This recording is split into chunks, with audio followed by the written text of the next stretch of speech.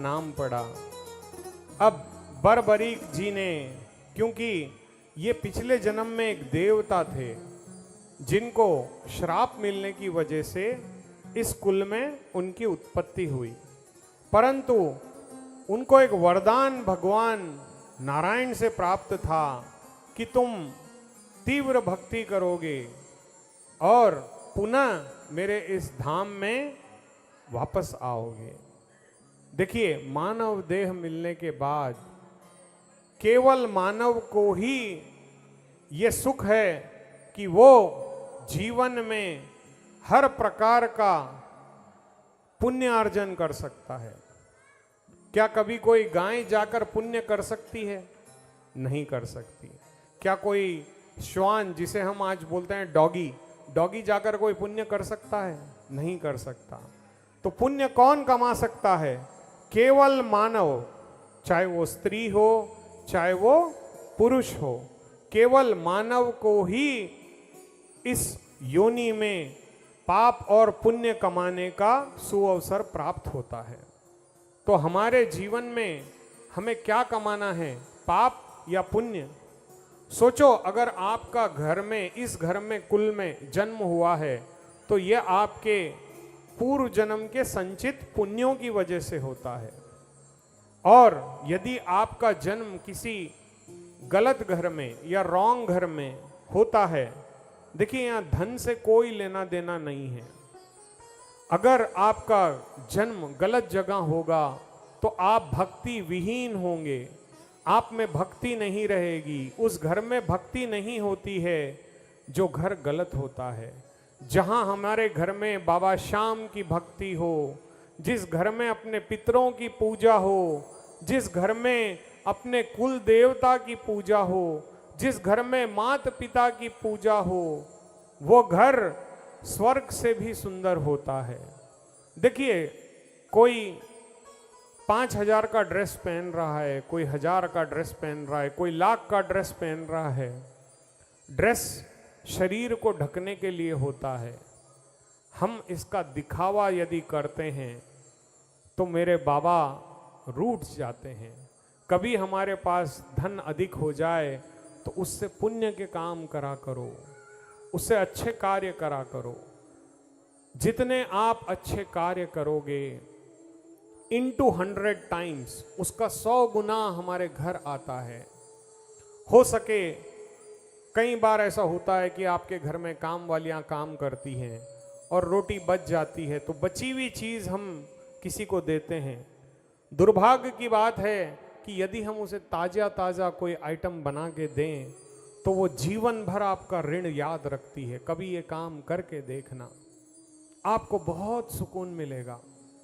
कभी अपनी काम वाली को एक नई साड़ी दे करके देखना, उसके चेहरे पे जो आनंद मिलेगा, आप ये मान के चलिए जो आपको पुण्य प्राप्त होगा ना, उसकी कोई सीमा नहीं है, कोई सीमा नहीं है। आप जैसे अपने लिए श्रृंगार का सामान लाते हो, कभी किसी गरीब को भी दे करके देखिए। एक समय का अच्छा भोजन किसी को खिला करके देखिए। ऐसे कोई ना कोई एक अच्छे कार्य हमें अपने जीवन में करने हैं और करके क्या कहना है, मेरा श्याम तू है, मेरा श्याम तू है, नहीं मैं अकेला, मेरे साथ तू है, मेरा श्याम तू है। अब बरबरीक जी बड़े ज्ञानी थे। वो अपने पिता से सवाल करने लगे कि हे पिताजी, इस मानव देह में आने के बाद व्यक्ति को क्या करना चाहिए? हमें किसकी पूजा करनी चाहिए? हमें किसकी आराधना करनी चाहिए? मानव का ये जीवन किस लक्ष्य से उसे प्राप्त होता है? क्यों 84 लाख योनियां हैं? क्यों इस 84 लाख योनियों को भोगने के बाद हमें ये मानव देह प्राप्त होती है? और इस मानव देह को प्राप्त करने के बाद हमें क्या करना चाहिए?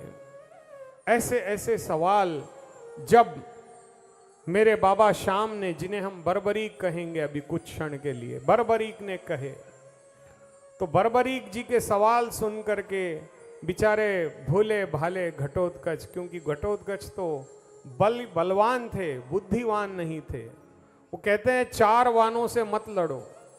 कितने वानों से? 4 वानों से। लेकिन मैं आज इसमें एक थोड़ा सा संशोधन करूंगा और कहूंगा कि 5 वानों से मत लड़ना। तो आप कहोगे कौन से वान है वो? तो पहला होता है जी पहलवान। कौन होता है? पहलवान। वो आपको बल से मार देगा, अपने बल से वो आपको दबा देता है। अब इससे भी ऊंचा होता है बुद्धिमान, यानी बुद्धिवान। हम इसे क्या कहेंगे? बुद्धिवान। ये बुद्धिवान पहलवान को भी अपनी बातों से नीचे बिठा देता है। और इस बुद्धिवान से भी बड़ा होता है भाग्यवान। कौन होता है? भाग्यवान नहीं, भाग्यवान नहीं होता, धनवान होता है। कौन होता है? धनवान। ये धनवान बुद्धिमान को भी हरा देता है और पहलवान को भी हरा देता है। देखो कौन कौन बुद्धिमान है। ये लोग हमेशा दूसरों के लिए ही नौकरी करते हैं, मैंने कभी किसी बुद्धिवान को खुद के लिए काम करते नहीं देखा। जिसके पास बुद्धि होती है ना, वो देखो IAS IPS लोगों की नौकरी करेगा, इंजीनियर, हाईटेक, पता नहीं कौन कौन। लेकिन जो धनवान होता है, भले वो 10th फेल क्यों ना हो, वो धन के पावर से बुद्धिमान को भी नौकरी पे रख लेता है। तो कौन बड़ा हुआ? धनवान। लेकिन धनवान से भी बड़ा एक है जिसे कहते हैं भाग्यवान। जब किसी का भाग्य चलता है ना, तो ना वहां पे धनवान की चलती है, न बुद्धिमान की चलती है, न पहलवान की चलती है। वहां किसकी चलती है? भाग्यवान की।